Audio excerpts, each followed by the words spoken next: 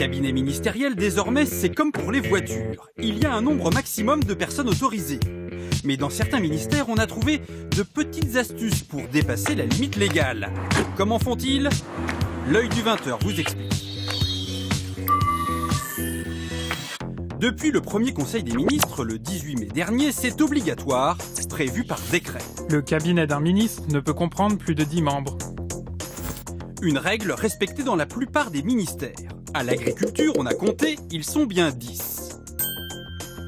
À la culture, même chose, ils sont 10. Chez Bruno Le Maire, aux finances, officiellement, ils sont 10. Mais comme l'a souligné le Canard enchaîné, des conseillers supplémentaires arriveront bientôt. L'astuce, ils seront embauchés par l'administration et pas par le cabinet du ministre. Exemple, selon cette fiche de poste, la direction du Trésor souhaite recruter un animateur de réseaux sociaux, affecté au service qui réalise les actions de communication pour les cabinets ministériels et les directions.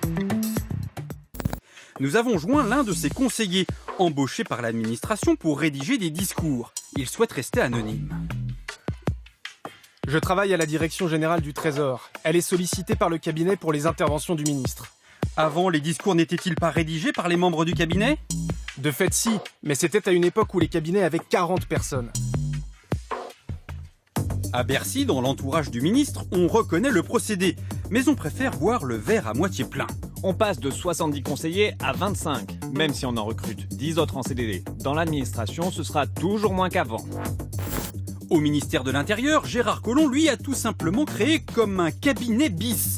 Au total, 9 personnes supplémentaires, des conseillers gendarmerie ou police qui, avant, pour certains, faisaient partie du cabinet du ministre.